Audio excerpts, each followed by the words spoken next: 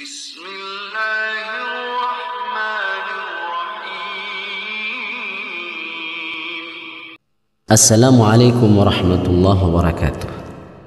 Alhamdulillah wassalatu wassalamu ala Rasulillah wa ala alihi wa ashabihi wa mawalah, amma ba'du. Sahabat belajar Islam yang semoga dimuliakan oleh Allah Rabbul Alamin, kita lanjutkan kajian kitab Al-Fiqhul Muyassar. Kali ini kita membahas tentang sujud tilawah. Al-mas'alatul khamisah, masalah yang kelima tentang syariat dan hukum sujud tilawah. Sujud tilawah disyariatkan ketika membaca atau mendengar ayat-ayat sajdah. Ibnu Umar radhiyallahu taala anhuma berkata, "Kana an-nabiyyu sallallahu alaihi wasallam yaqra'u 'alaina surah fiha sajdah fayasjudu wa nasjudu ma'ahu hatta ma yajidu ahaduna mawdi'an li jabhatihi." Artinya, pernah Nabi sallallahu alaihi wasallam membaca surah, di dalamnya ada ayat sajdah, lalu beliau pun sujud dan kami pun sujud bersamanya. Bahkan sehingga salah seorang di antara kami tidak mendapati tempat untuk keningnya atau tempat untuk bersujud. Hadis ini muttafaq alaih, diriwayatkan oleh Al-Imam Al-Bukhari dan Muslim.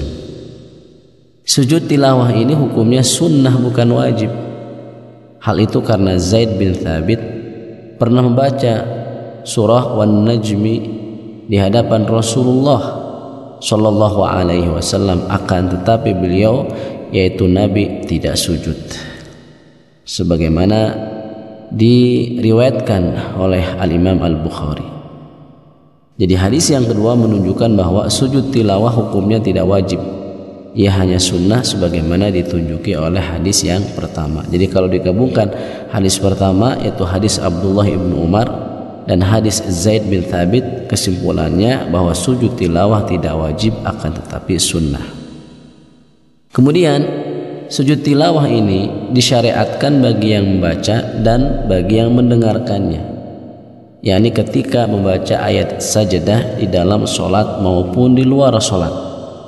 Hal itu karena perbuatan Nabi Shallallahu Alaihi Wasallam ketika membaca ayat sajdah, dan karena sujudnya para sahabat bersama Nabi, sebagaimana disebutkan dalam hadis Abdullah ibnu Umar, di mana Abdullah ibnu Umar berkata, beliau sujud dan kami pun sujud bersama beliau.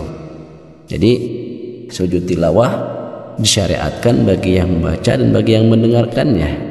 Nah, dalam hadis Abdullah bin Umar, yang membacanya Nabi, kemudian para sahabat pun ikut bersujud. Ini di luar sholat. Adapun dalil disyariatkan sujud tilawah dalam sholat adalah hadis Bukhari dan Muslim dari sahabat Abu Rafi. Beliau berkata, "Shallaitu ma'a Abi Hurairah al-'atamah faqara'a idza as-sama'u shaqqat fasajada faqultu ma hadhihi qala sajadtu biha khalfa Abil Qasim sallallahu alaihi wasallam fala azalu asjudu fiha hatta alqah."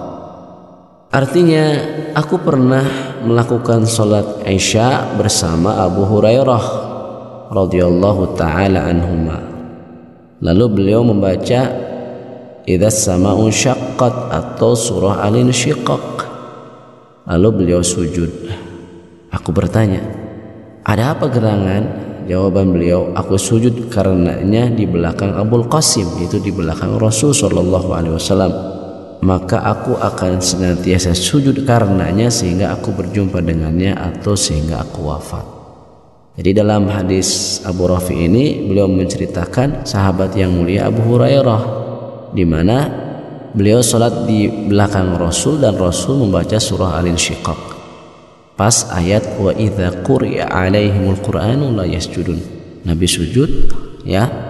Maka demikian pula kata Abu Hurairah, aku senantiasa sujud karenanya.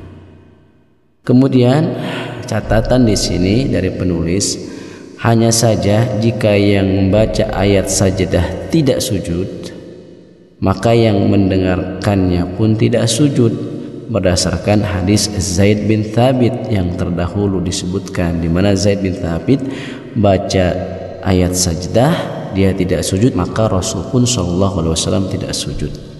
Ya, demikianlah materi yang bisa saya sampaikan, semoga bermanfaat. Akhukum fillah Abu Sumayyah bin Sarbani. Wassalamualaikum warahmatullahi wabarakatuh.